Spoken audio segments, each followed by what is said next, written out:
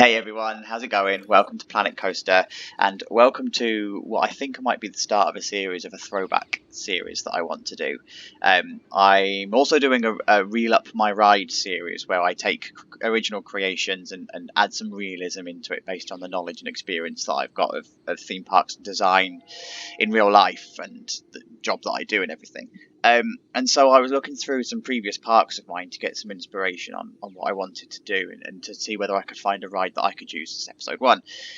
Came across this park, and it was one that was created way back in the alpha. So this is alpha stage 1, 2, 3 and some of the beta, but I had to ditch it after beta because obviously 1.0 came out and it completely fundamentally changed the game. And so I abandoned the park, but this was a park back in the day that was used in showcase videos, it was used to stress test the game, it was used by Frontier, I believe, as well. And so I just wanted to do a real quick tour of this park and just to show you around my thought processes at the time, and also maybe just a bit of a stroll back down memory lane just to see what Alpha was actually like. So this is obviously the most recent build. This is the 2020 recent build of the game, but loading a park that was created back in Alpha, and it's on the workshop still. So if you wanted to go and download it, then you can absolutely go and download it. But it's very, very broken. So much has changed since this park was created in the game, like the ride ticket booths and shops that are available and the pieces that we can build with and all of that. The game is so vastly different. So anyway, I wanted to do a real quick tour. I don't want to make this a long episode because, let's be honest, most of you have probably clicked off the video by now anyway.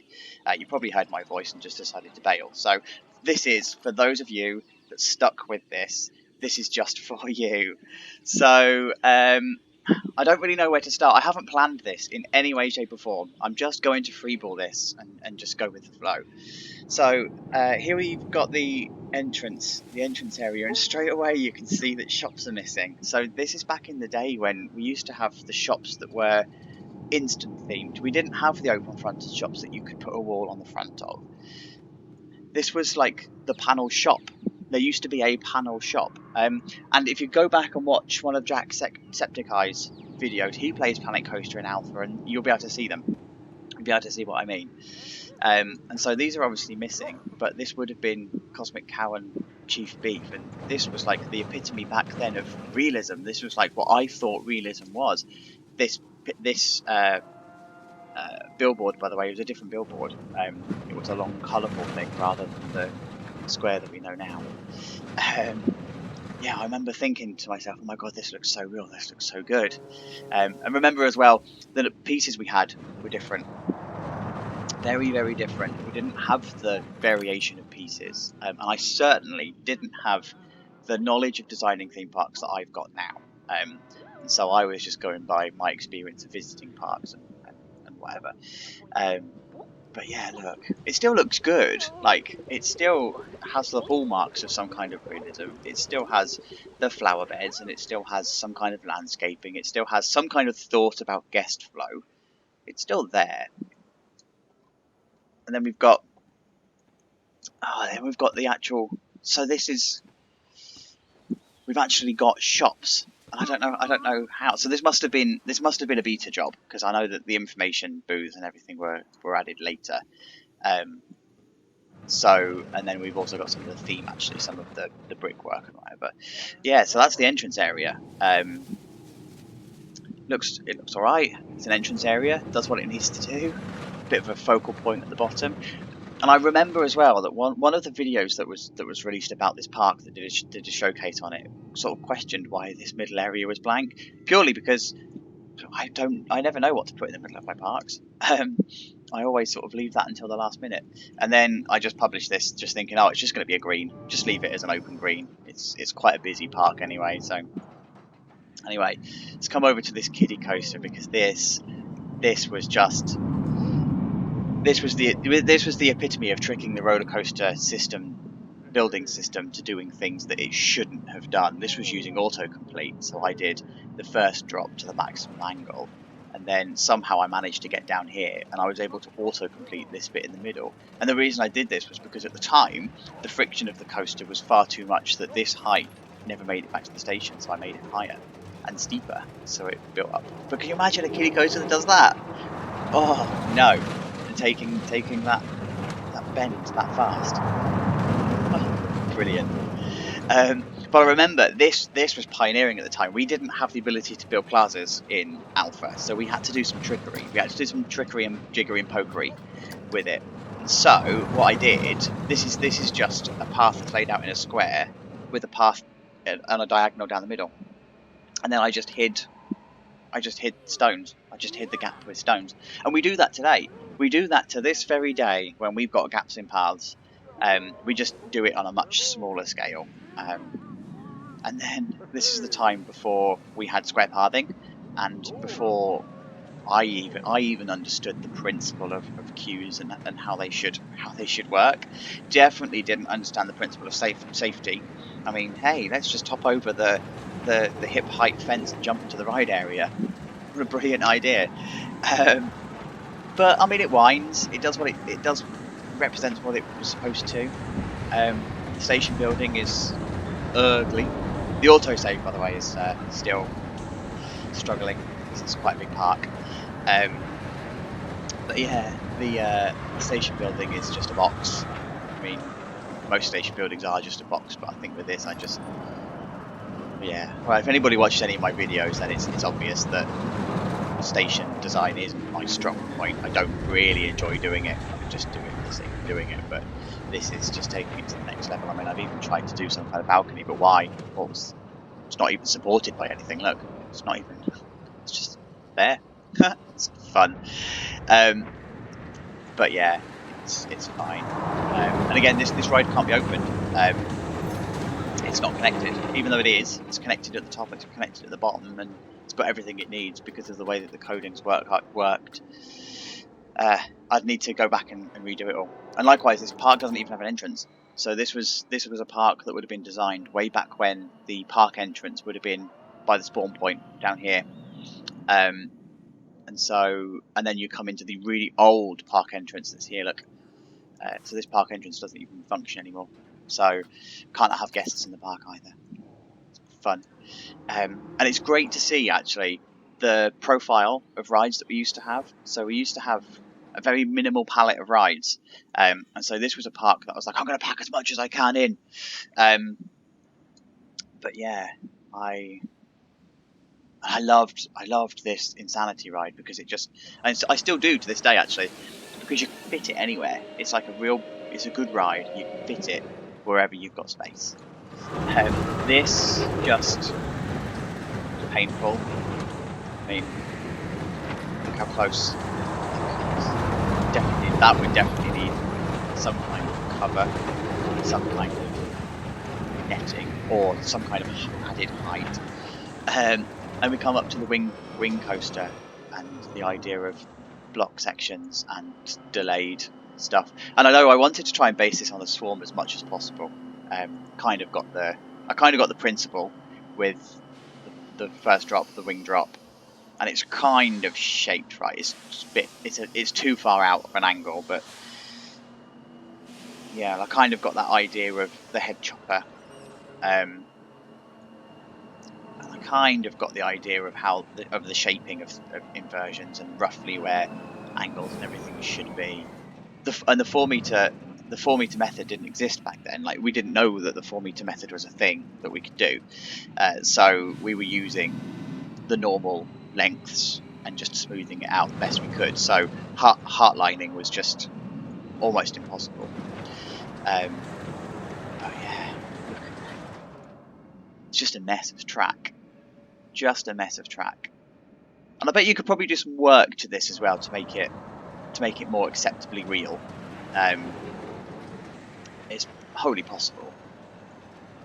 But that's the wing coaster. And the station design again, it's just like, what was I even thinking here? Like, what was going on in my head? And this is the thing I now have to remember when I'm designing something. It's the same as any musician, it's the same as an artist that's creating paintwork or any kind of artwork. You can't leave anything to the person's imagination. If you intend them to see it or intend them to understand, they have to see it. And so, like, I'm looking back on this park now thinking, well, back in the day, I would have had an idea of what this was supposed to look like, but I didn't take any time to do any detailing. detailing, so that I'm now visiting it 3 years later, and what even is it? Like, it's a box. I've got no idea what the theme was meant to be. I've got no idea what I was trying to achieve. Definitely no maintenance areas. Like, how do they even maintain 3 trains? Yeah, like, what even? What's going on? So we move around anyway. This, I remember, was my crowning glory, and I'm still proud of this. Oh, actually, no.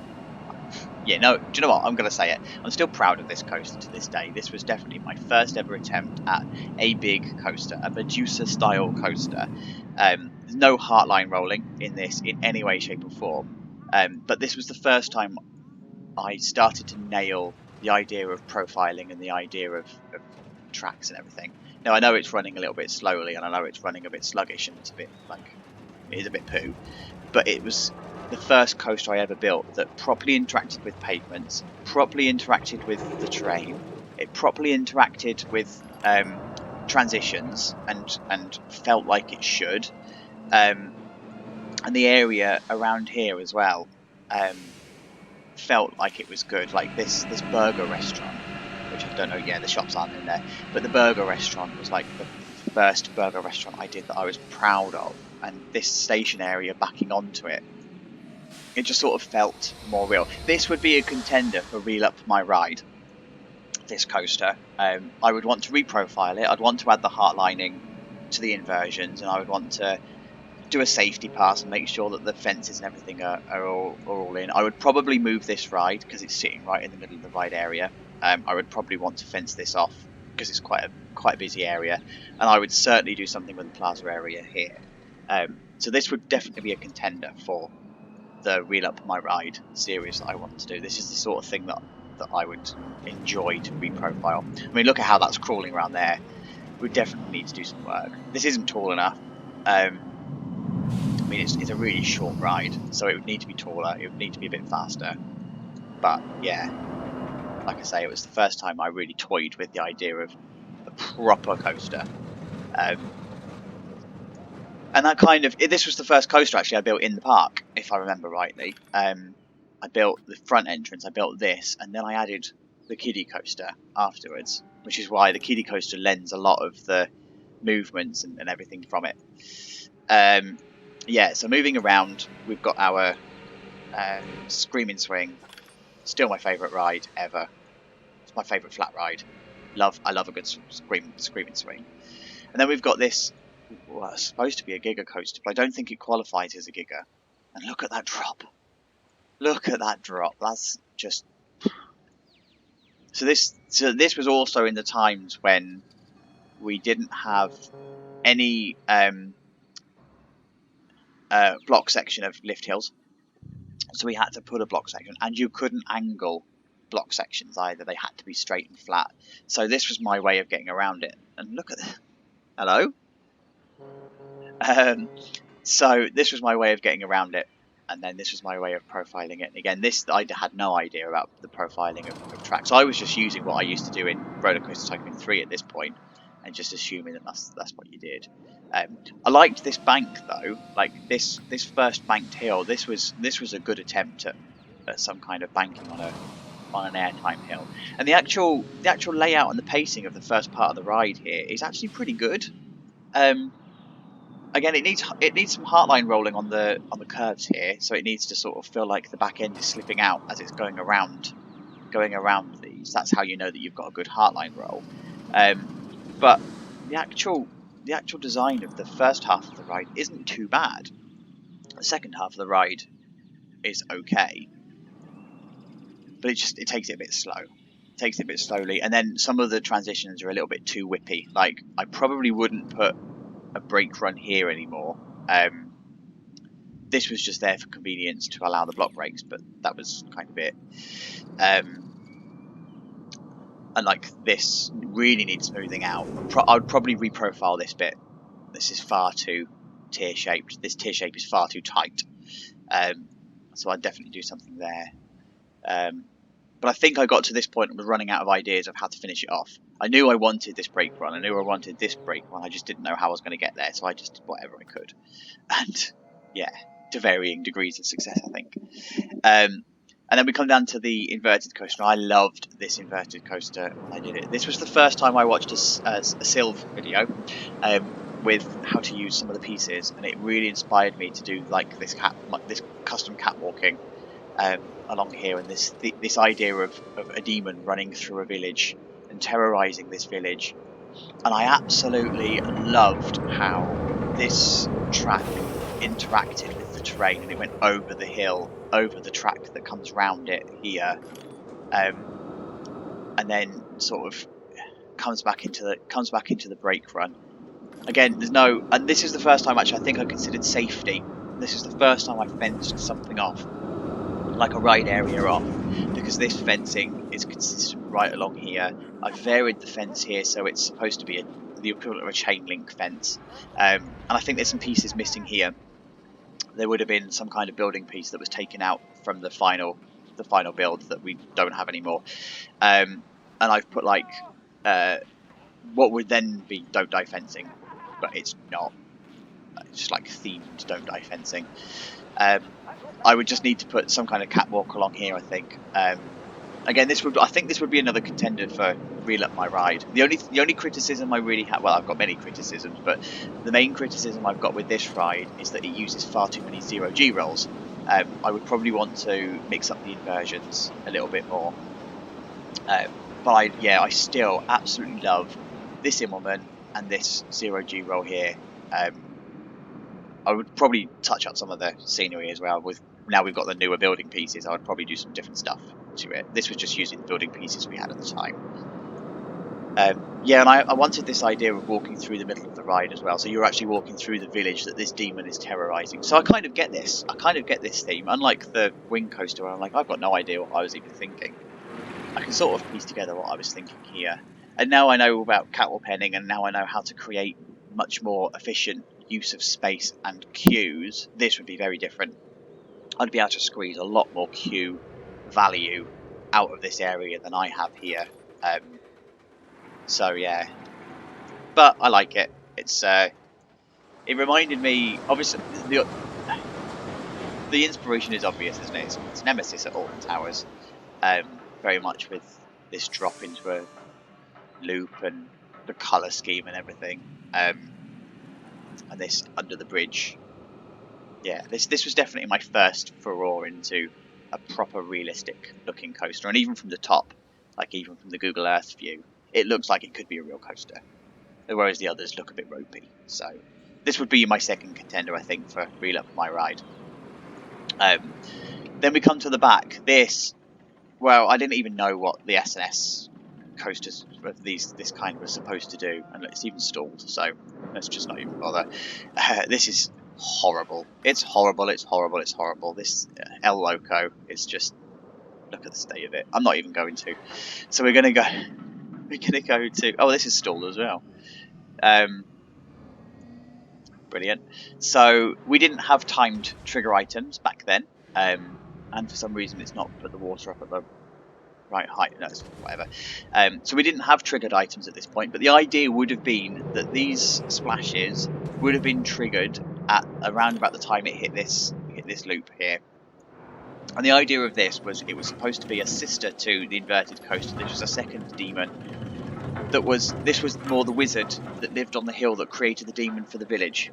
And so this is why it's in a bit of a haunted house.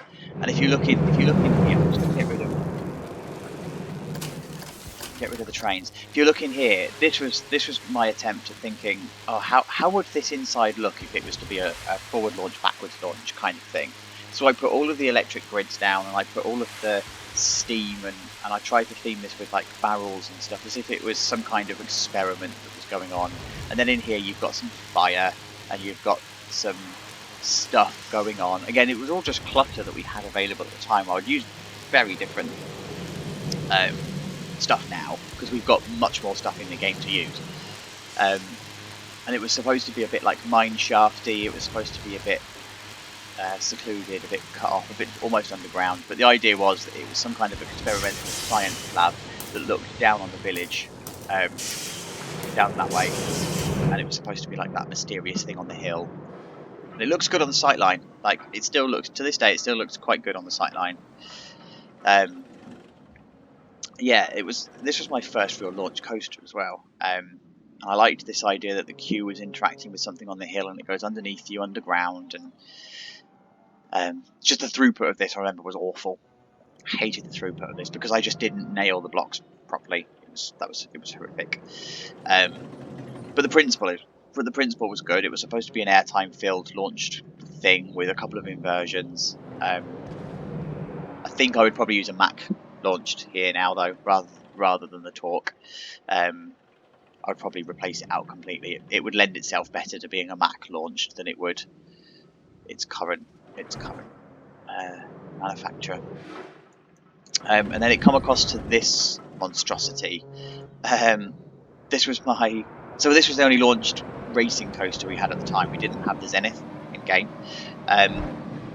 So I wanted the idea of having something a little bit Rita-esque from Alton Towers, and it sort of launches out and it goes around a bit of a loop. And I remember submitting a bug at the time. You could place this track underneath the launch section and not have clearance. In fact, I think it's still... I've lowered it. But what is even this? Like, what is this? I have absolutely banked it the wrong way and never noticed. And to this day, on the workshop item, still like that. Never noticed. But again, this was a nice area. Like, I liked this area. This was open. It sort of had that racing vibe. And again, remember, we had to do the best with the stuff we had at the time. We didn't have art shapes. We didn't have the racing stuff. We didn't have the tyres. We didn't have the road signs. We didn't have any of them. We had to make do with what we had. And so it turned out really, really well. I liked the slanty roof. I liked all of this along here. This at the time felt like it was a bit of a race area, and this was my first lower fencing I did. Again, no actual don't die fencing, no ability to stop you from going into the right area, but hey, it worked. And then we move on to the flying coaster. And the flying coaster came about randomly. I just wanted to fill a coaster. I wanted the idea of air at Alton Towers. I wanted something a bit like floaty and a bit nice. And I remember this park actually needing to have variation in design. Every coaster had to be placed with a purpose, and it had to be different, and something that hadn't been seen elsewhere in the park, and it had to do something at least different. And so this flying coaster did exactly that. It sort of flies through the valley, does a real short circuit and around. And again, I would do very different queuing system with this. I would do very different station, but again, the pieces have changed. So I remember these used to be some kind of like colourful panel, I think, and they would change to rough concrete, which I'm so glad they did. The rough concrete I use everywhere, just not here by design, by choice. And then this building as well was the same. So remembering again, we had limited themes, so we had to sort of work with what we had, and I was trying to mix up what we did have. So there was a bit of brick here, and there was some wood panel, some plastic panel over here. We've got a stand-up coaster that I squeezed in, and I wanted an area that walked down this way towards the inverted coaster here. Again, there's no heartline rolling on this at all. That's actually, was it even no, it doesn't even invert in the correct place. It's fine, or if it does, no, it doesn't. The drop is badly profiled now. That would be very different now. And again, 4 meter method fixes all of that. You just do it piece by piece as if you would have done in Roller Coaster Tycoon 3, but you just have far more control if you use the 4 meter method. Yeah, this isn't a particularly good stand-up coaster either. But the lift hill angle's right. The lift hill angle is about what you'd expect for an earlier model of a stand-up coaster. So at least I nailed that bit. And it works well with the profile of the terrain as well. It makes it look much higher than it really is. So credit for that one, I think. props to that one. The dive coaster, it's a pretty standard dive coaster really. It was absolutely stolen from Baron, and I think it was picked up on all of the videos that showcase the park. They're saying, "Oh, this is very Baron-esque," and well, it's because it's almost a direct blatant copy. But again, there's no attempt at heartline rolling. And these dive coasters that have got the really wide trains, they don't have much heartline rolling to it because they're in line. So they tend to use the same profiling as the wing coasters do. But you do still have an element of heartline rolling. Like your 0G roll here wouldn't be completely straight. It would have a bit of a kink to it, and that's mainly for throwing forces around, rather than throwing a train through a straight piece. You would you want it to expel some of its energy around the outside, create some kind of force around the outside. Again, wouldn't have a break here, or if I did, it wouldn't be a flat piece. But again, we were working with the fact that brake runs had to be flat back then. I'd probably do what I've done on my other coasters, and this would be a token brake run. It wouldn't actually be a brake run, so I'd put it on an incline, so it goes over it, knowing full well it would never have to stop there, but it just creates a bit of a pathway point. Then we've got this monstrosity, very much trying to still saw the ride, but far too tall, far too fast. Although, pacing, for what it's worth on this, the pacing of it isn't too bad. I think there's just too many cars on the track. I think there's far too many. I mean, like, what? Very tight loop. But it takes it at an alright speed. And actually, I think this one is... Come on, autosave. Is this one heartlined? Where's my... no, it's not. Very much not. Yeah. And like, this isn't symmetrical. Again, 4-meter method gives you the control over doing that. So this would be very different again today, I think. And I would make it much more compact, actually. You would probably utilise this space a little more, this space a little more, and I probably wouldn't put the teacups here, so this would probably be coaster. But it's an alright attempt. This profiles nicely. So like, it goes into that profiles nicely. That goes around about the right speed. It goes at the right angles. I'd be pleased with that. That needs heartlining slightly. Not a lot. Doesn't need a lot. It just needs to have a bit of a twist to it. And then it goes into the second one. Okay, for a Eurofighter. Like, that's okay. But the rest would just need some serious work. Then we've got our other wing, Sky Rush, is it, at Hershey Park? And we couldn't invert these at the time, so this just does what it needs to do. It was just a filler. It was just put it in there to have it as representation. I didn't make any effort at all with what we're doing here. Is what it is. And then our Raptor. I don't even know what I was thinking with. So I didn't even know anything. I knew nothing about... What is that? What is that? I knew nothing about RMCs back in the day. I knew they existed. They were still building some pretty decent coasters. But remember, this was, what, 3 years ago? So they've definitely changed since then. And our understanding on RMCs has very much changed since then as well. What I wanted to do, though, I know I had a very clear vision with this coaster. I wanted this idea of it diving down underneath the queue and into a loop over the queue, and I knew I wanted it to be in a castle. I knew I wanted to have this castle effect. I knew I wanted a water feature, and I knew that I wanted the inside of the ride. I wanted to decorate the station, and we couldn't do it at the time, but we can now. I wanted it to come into this area, for it to stop, stuff to happen, and then come out and go up into the lift hill. So we can do that now. We can do timed block breaks and whatever. But back then we couldn't, so we kind of had to just make believe. Oh, can you imagine? Can you imagine taking that inversion? Oh, no thanks. But I liked how this worked. I would take the rails off this definitely. But this principle of it diving underneath the queue, going up over the top of the queue, I like that. This is nice. But I would profile this track very, very differently. This ride would look exceptionally different if I were to redesign it today. The only thing I would keep would be the bit out of the station where something happens inside, the bit with the queue line here, and maybe the first drop. But this, maybe the first drop again. Absolutely no heartline rolling at all. It's just rolls.